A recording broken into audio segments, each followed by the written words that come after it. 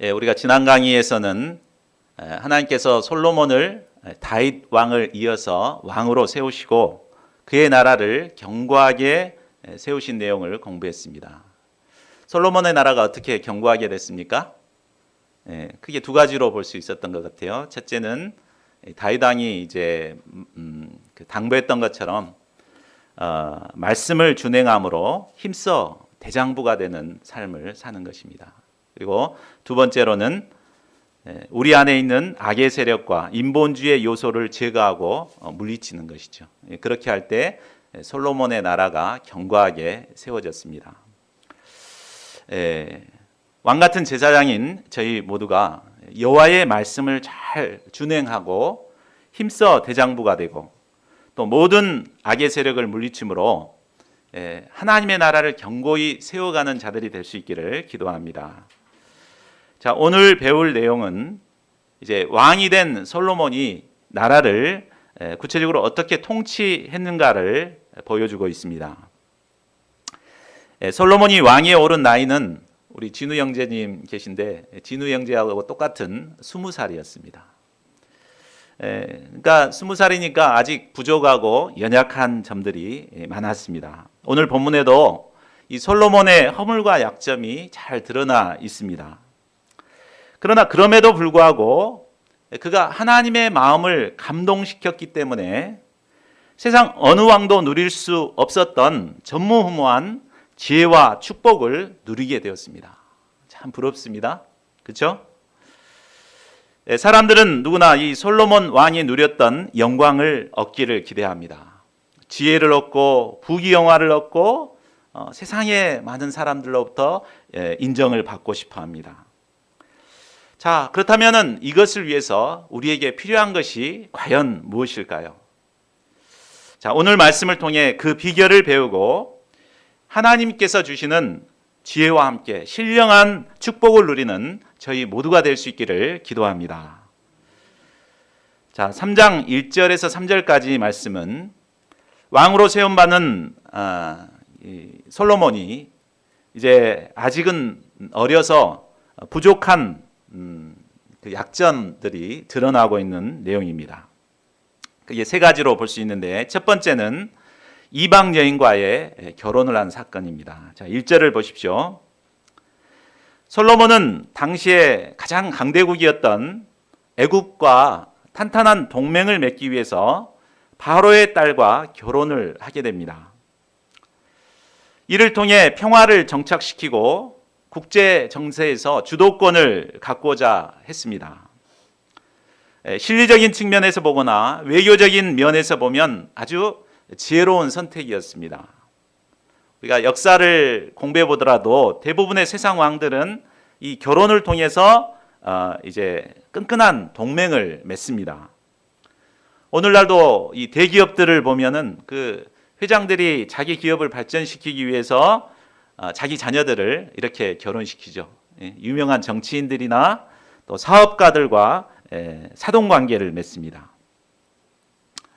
그런데 이제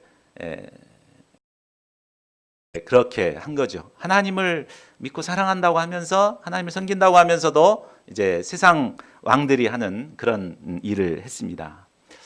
우리 오늘날 신앙인들도 참 이러기가 쉬운 것 같습니다. 우리가 참 믿음으로 자녀들을 결혼시킨다 이렇게 하면서도 막상 결혼 때가 되면은 굉장히 많이 따집니다. 직업이 뭔가 또 학벌이 뭔가 인물이 어떤가 이런 것들 막 따지죠. 심지어는 장로나 권사가 되었어도 이 결혼시키려면은 용하다는 사람을 찾아가서 사주궁합을 보고 결혼을 결정하는 경우도 많습니다. 그러나 하나님께서는 이처럼 믿음 없이 이방 여인과 이렇게 함부로 결혼하는 것을 기뻐하지 않으십니다. 성경 곳곳에서는 이방 여인과 결혼하지 말라고 하나님께서 경고하셨습니다. 왜 그렇습니까? 그것은 이방 여인과 결혼하게 되면 결국은 자신의 믿음도 잃어버리게 되고 결국 우상 숭배에 빠질 수밖에 없기 때문입니다. 솔로몬은 이런 잘못된 선택으로 말미암아 결국 그 인생 말년에 우상 숭배의 죄에 빠지는 치명적인 우를 범하게 됩니다. 자, 둘째로 솔로몬은 성전 건축보다도 자기 왕국 건설을 더 우선시하였습니다. 1절 하반절을 보십시오. 솔로몬은 바로의 딸을 다윗성에 두고 자기의 왕궁과 여호와의 성전과 예루살렘 주위의 성의 공사가 끝나기를 기다렸습니다. 순서를 보면 어떻습니까? 하나님의 성전이 하나님의 성전보다도 이제 자기 왕궁이 앞서서 기록되었음을 볼 수 있습니다. 이는 그가 성전을 짓는 것보다도 자신의 왕국을 짓는 것을 더 우선시 여겼음을 알 수 있습니다. 뒤에 이제 성전 건축하는 내용이 나왔는데 성전 건축은 7년 만에 건축하지만 자기 왕국은 13년에 걸쳐서 이렇게 건축을 합니다. 우리가 이 솔로몬의 마음은 충분히 이해할 수 있습니다. 왜 그렇습니까? 그 애굽의 공주, 화려한 그 애굽 왕궁에서 살았던 그 공주를 꾀죄죄한 다윗성에 데려다 놨으니 참 얼마나 창피하고 참 그러겠습니까? 빨리 좀 아름다운 왕국을 지어가지고 그렇게 신혼살림을 빨리 꾸미고 싶은 그런 마음이 있기 때문에 아마 그렇게 했지 않나 싶습니다. 그러나 이처럼 마음의 첫자리에 하나님의 성전보다도 이방 여인이나 자신의 왕국이 앞서게 될 때 후에는 큰 문제에 빠지게 될 것입니다. 또 셋째로 솔로몬은 기브온 산당에서 제사를 드렸습니다. 2절 3절을 보십시오.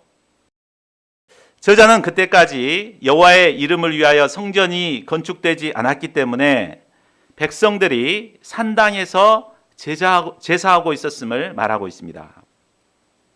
여기서 산당은 산이나 언덕에 세워진 야훼 제단을 말합니다. 이 가나안 사람들은 이곳에서 바로 바알 신 또 아스타롯 신을 만들어서 우상 숭배를 했습니다.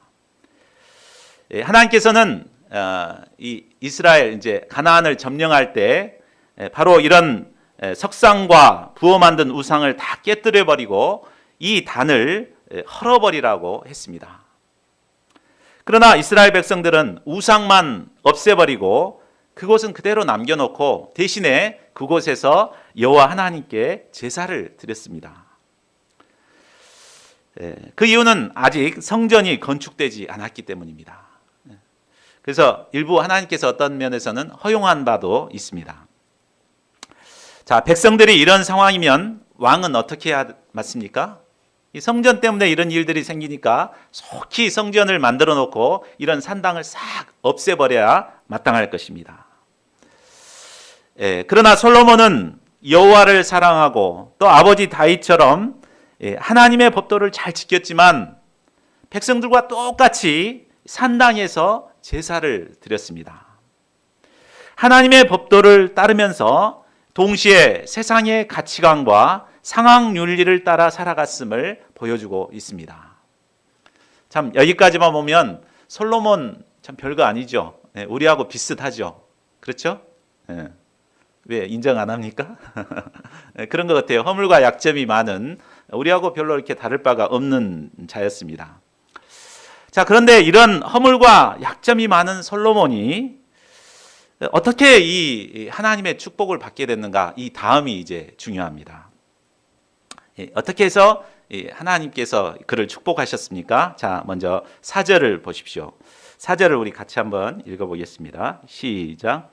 이에 왕이 제사하러 기브온으로 가니 거기는 산당이 큼이라 솔로몬이 그 제단에 1천 번제를 드렸더니 이 제사 이 레위기를 보면 제사가 5대 제사가 나옵니다. 이 번제 모든 것을 드려서 그 제사하는 번제가 있고 가장 소중한 것을 드려서 제사하는 소제가 있습니다.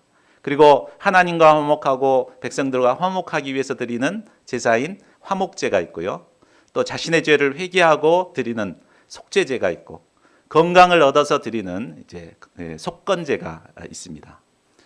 그런데 우리는 이제 솔로몬이 번제를 1000번의 번제를 드렸다 이렇게 하니까 왕이니까 뭐 백성들 시켜가지고 이렇게 드렸겠지 이렇게 생각하기 쉽습니다. 근데 번제는 그렇게 드리는 게 아닙니다. 레위기 1장을 보면 번제는 바로 제사를 드리는 그가 직접 주관해서 섬겨야 하는 제사였습니다. 그러니까 직접 자기가 짐승의 머리에 안수를 하고 직접 짐승을 죽이고 또 이렇게 껍질을 벗겨내고 또 그 다 각을 떠가지고 다 이렇게 준비를 다 해야 됩니다. 그러니까 제사장이 하는 거라고는 이제 피를 받아서 뿌리는 거하고 그 불태우는 거 이거밖에 안 하고 모든 것을 이제 드리는 솔로몬이 직접 해야 되는 것이죠. 그러니까 왕의 체면에 직접 이렇게 한다는 건 백정처럼 막 그렇게 한다는 건 쉬운 일이 아니죠. 근데 직접 자기가 이 1000마리의 번제를 직접 이렇게 섬긴 것이죠.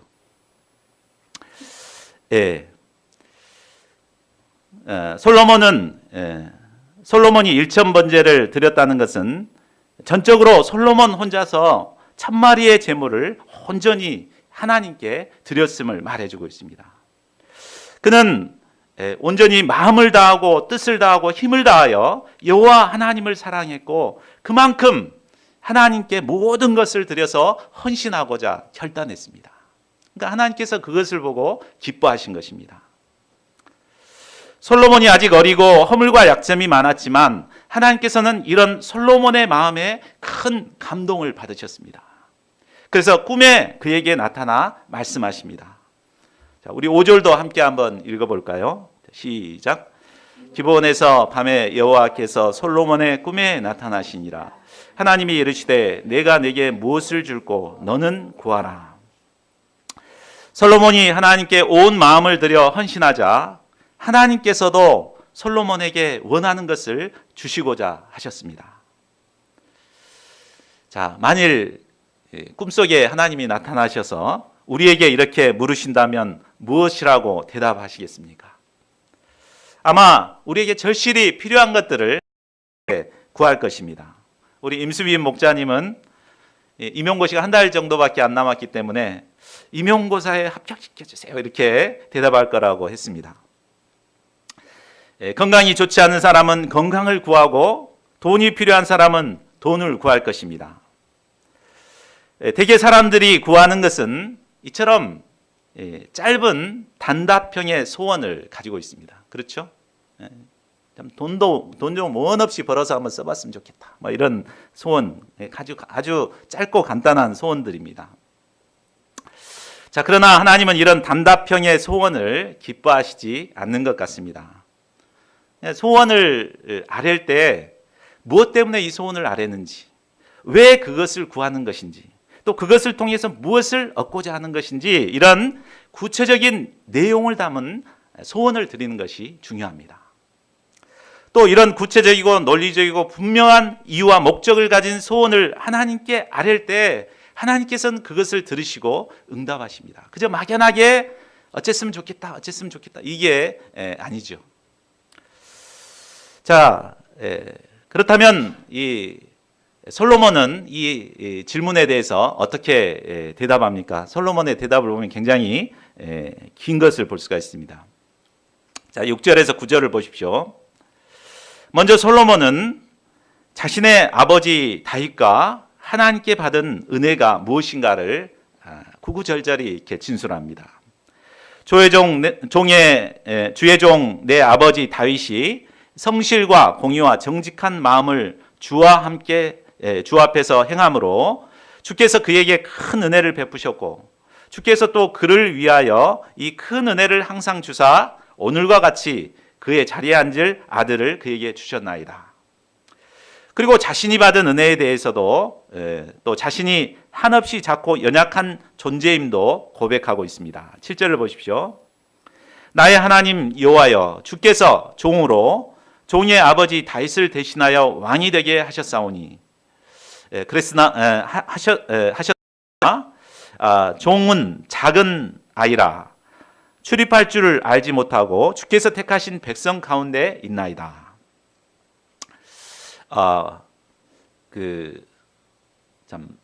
솔로몬은 왕이 되기에는 어린아이에 불과함을 고백합니다. 그리고 들어갈 때 들어가고 나올 때 나와야 되는데 그런 분별력도 없이 일반 백성들과 별 다를 바 없는 평범한 자임을 고백합니다.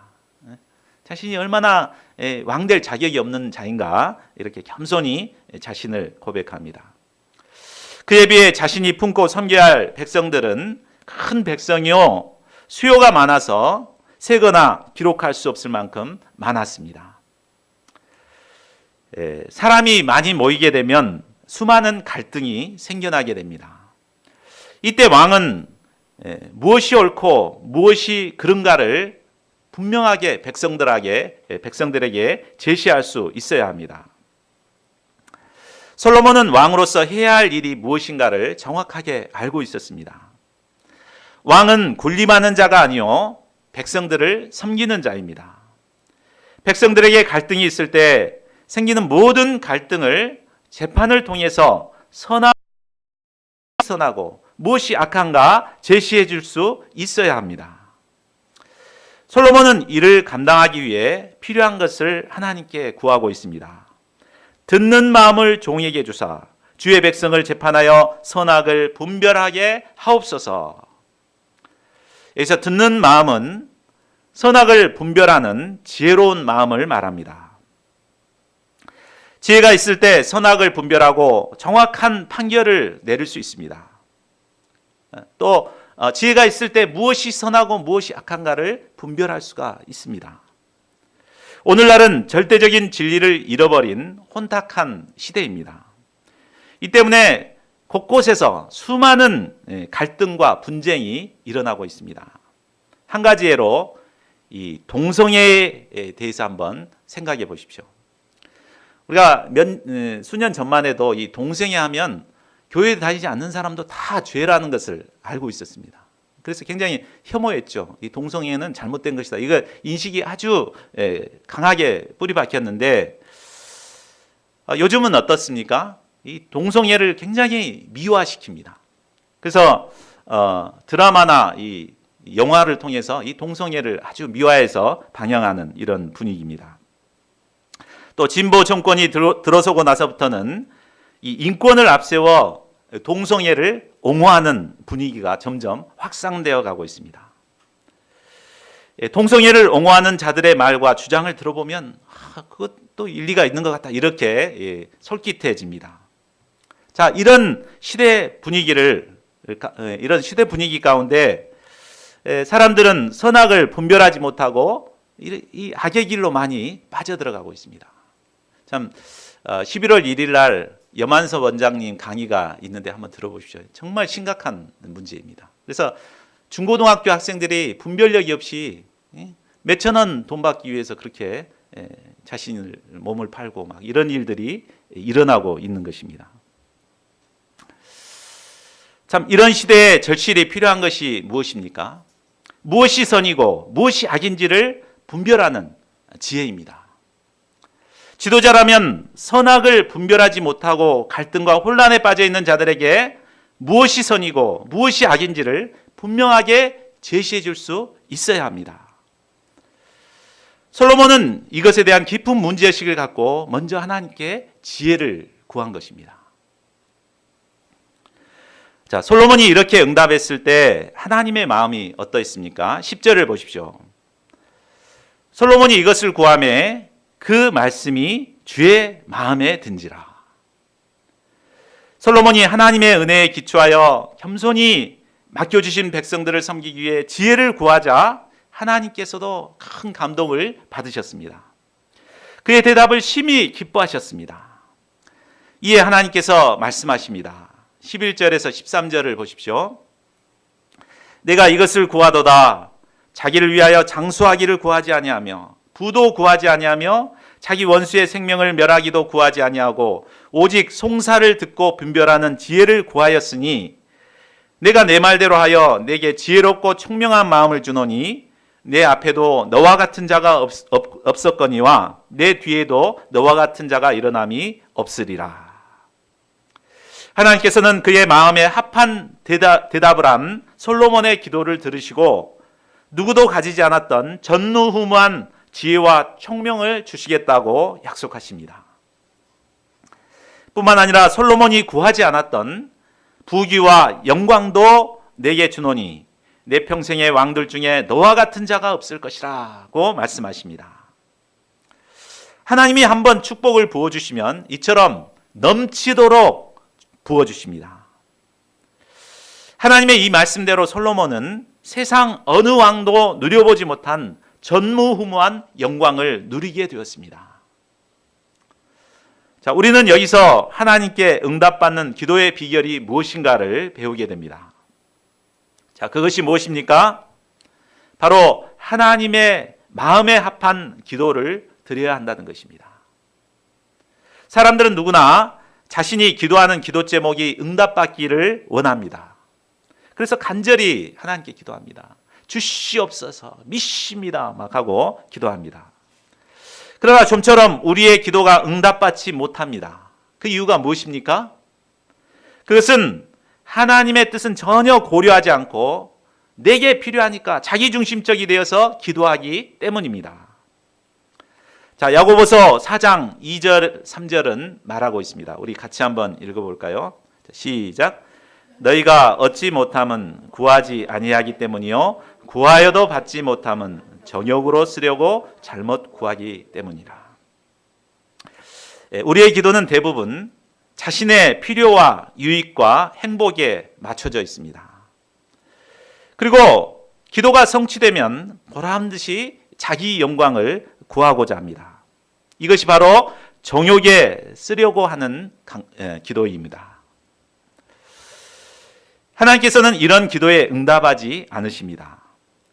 그러나 솔로몬처럼 하나님의 은혜의 기초에서 또 하나님의 뜻의 기초에서 기도하면 반드시 응답하십니다.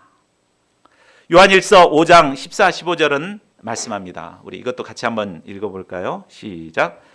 그를 향하여 우리의 가진 바 담대한 것이 이것이니 그의 뜻대로 무엇을 구하면 들으심이라.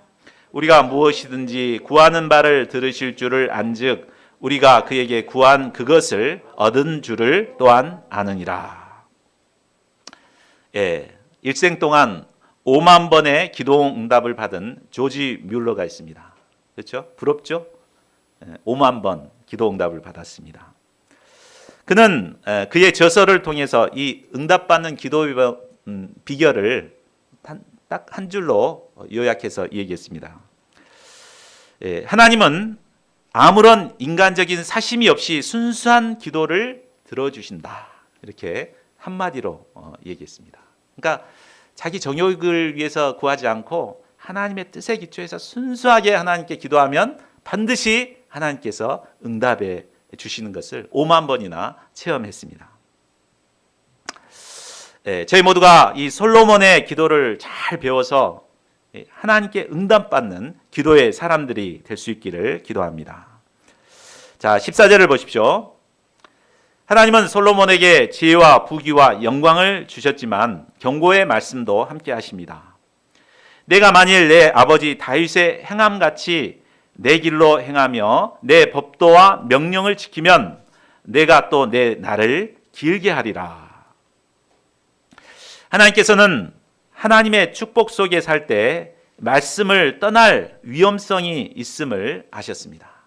우리가 축복받기 전에는 간구하지만 축복을 받으면 화장실 갈 때 마음과 나올 때 마음 다르다고 마음이 변하기 쉽습니다. 그래서 다윗이 행했던 것처럼 하나님의 말씀을 잘 이렇게 지키라고 권면하고 있습니다. 그래야 할 때 이 땅에서 장수하며 오래도록 하나님의 축복을 누리며 살게 된다고 말씀하십니다. 그러나 안타깝게도 우리가 계속 공부해 보면 알지만 솔로몬은 인생 말년에 그렇게 하질 못했습니다. 수많은 이방 여인들을 첩으로 두고 우상 숭배를 범하는 죄를 범했습니다. 이 때문에 그는 그렇게 오래 살지 못합니다. 다윗 왕은 70년을 살았는데 그는 60년밖에 살지 못했습니다. 자, 16절에서 28절을 보십시오. 이것은 이제 우리가 너무 잘 알고 있는 유명한 솔로몬의 지혜로운 재판 이야기입니다. 자, 16절을 보십시오. 창기 두 여자가 한 아이를 왕에게 데리고 와서 서로 자기의 자식이라고 주장하였습니다. 오늘날은 자식을 낳지 않고자 합니다. 굉장히 자식을 부담스러워하죠. 그러나 당시 자식은 여자의 일생을 책임져 줄 소중한 존재였기 때문에 굉장히 중요했습니다. 특히 남편이 없는 창기의 경우는 더욱 그러했습니다. 자식이 있어야 평생 이제 안정을 보장받을 수 있습니다. 그런데 두 창기가 한 집에 살고 있었는데 사흘 간격으로 아들을 낳게 되었습니다. 그런데 한 조심성 없는 여인이 잠을 자다가 그만 어린아이 위에 누워버리게 돼서 아이가 질식사를 해버렸습니다. 이를 알게 된 여인은 자신의 아들이 죽었다는 사실을 숨기고 상대 이제 여인이 깊이 잠든 것을 확인하고 그 품에 있던 아이를 죽은 아이와 바꿔치기 해버립니다.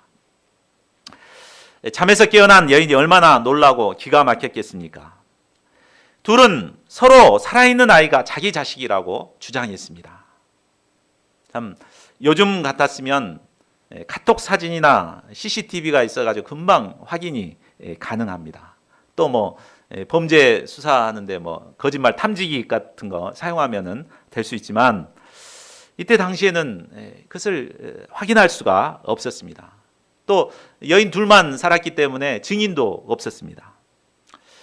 아무도 이 문제를 해결할 수 없었기 때문에 결국 솔로몬 왕에게까지 이 재판이 오게 된 것입니다. 자, 지혜로운 솔로몬은 이 문제를 어떻게 해결합니까? 24절을 보십시오. 솔로몬은 칼을 가져와 살아있는 아이를 반으로 나누어서 서로 자기 아들이라고 주장하는 두 여인에게 나눠주라고 말합니다. 이때 두 여자의 반응이 어떠했습니까? 26절을 보십시오.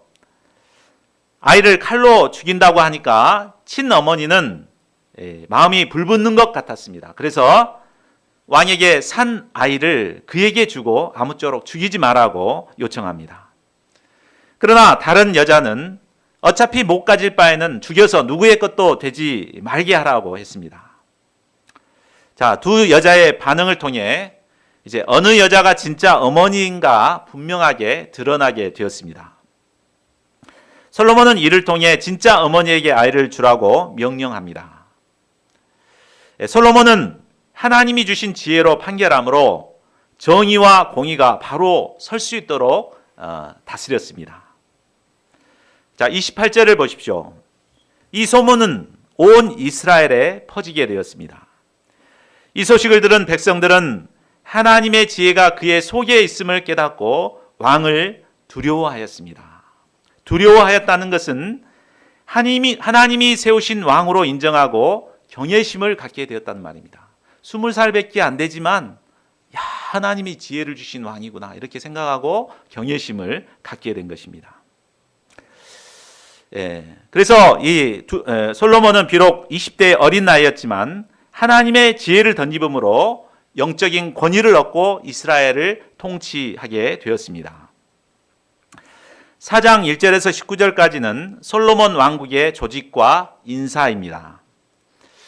왕의 중요한 임무는 제도를 정비하고 적재적소에 합당한 사람을 세우는 일입니다. 솔로몬은 하나님이 주신 지혜로 인재들을 골라서 적합한 직분을 맡겼습니다. 솔로몬 왕국의 신하들과 다윗 왕국의 신하들을 비교해 보면 왕국은 군사령관이 제일 먼저 등장을 하는데요. 여기 보면 솔로몬은 바로 제사장이 가장 먼저 등장합니다.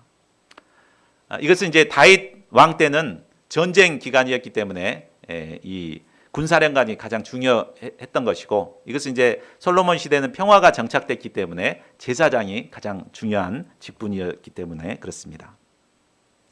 또한 솔로몬은 이스라엘을 12지방으로 나누고 그것을 관할하는 지방관장을 세웠습니다. 그러니까 지방자치제도를 이때부터 시행한 것입니다. 그런데 지방관장의 이름은 누구의 아들 누구로 상세하게 기록하고 있습니다. 이는 아버지 때부터 뿌리를 내리고 살고 있는 그 지방 출신으로 영향력 있는 자를 세워서 다스리게 했음을 말해줍니다. 솔로몬은 지혜가 많다고 해서 혼자 그냥 막 다스리는 것이 아니었습니다. 적재적소에 사람들을 세우고 그들과 함께 동역함으로 솔로몬 왕국을 이끌어가고자 했습니다. 자, 그 결과 어떻게 되었습니까? 20절, 21절을 보십시오. 유다와 이스라엘의 인구가 바닷가에 모래같이 많게 되매 먹고 마시며 즐거워하였습니다. 또한 북도는 그 강, 곧 북쪽의 유브라데 강부터 해서 블레셋 사람의 땅에 이르기까지와 남쪽으로는 애굽 지경에 미치기까지 모든 나라를 다스리게 되었습니다. 주변의 왕들은 솔로몬이 사는 동안에 조공을 바쳐 섬겼습니다.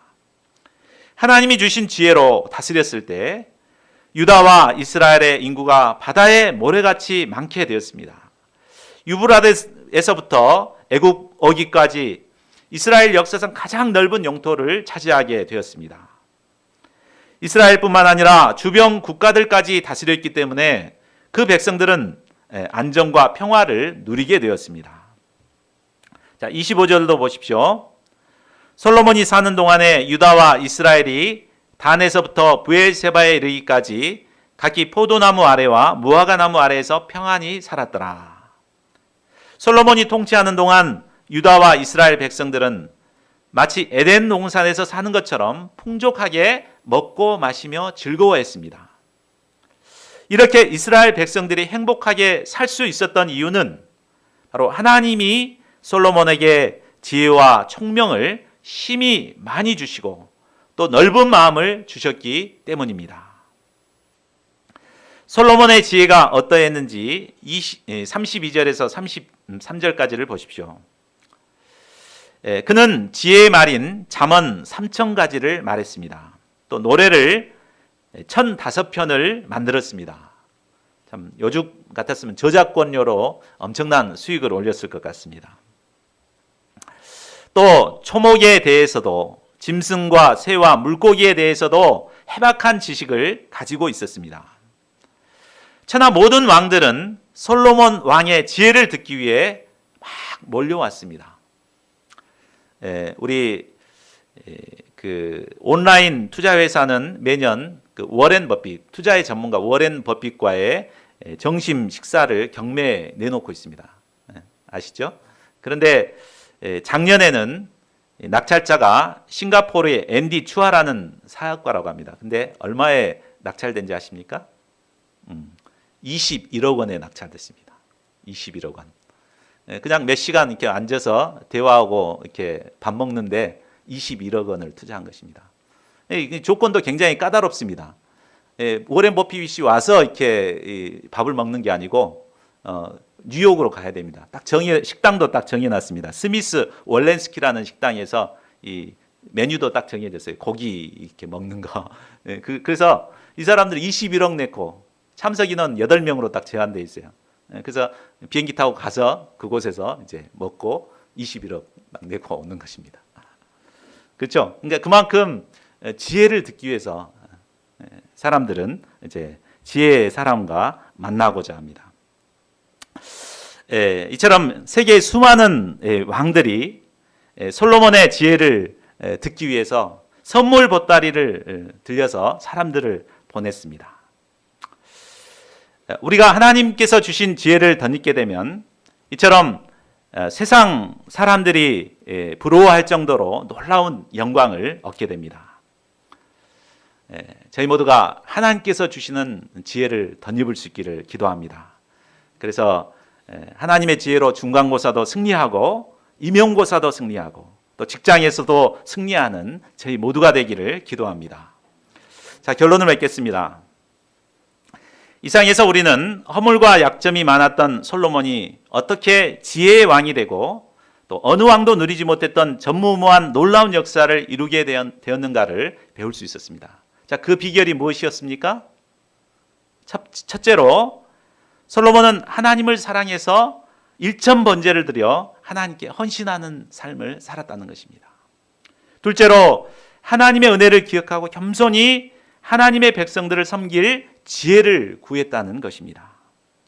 이때 하나님께서는 큰 감동을 받으시고 지혜뿐만 아니라 그가 구하지 않았던 부귀와 영화까지도 주었습니다. 하나님을 믿는 사람들이라면 누구나 이 하나님이 주시는 이런 축복을 얻고자 합니다. 그러나 얻고자 하지만 누리지 못하는 이유가 무엇입니까? 바로 이기적이고 자기중심적으로 살아가면서 자기 정욕에 쓰려고 하나님께 구하기 때문입니다.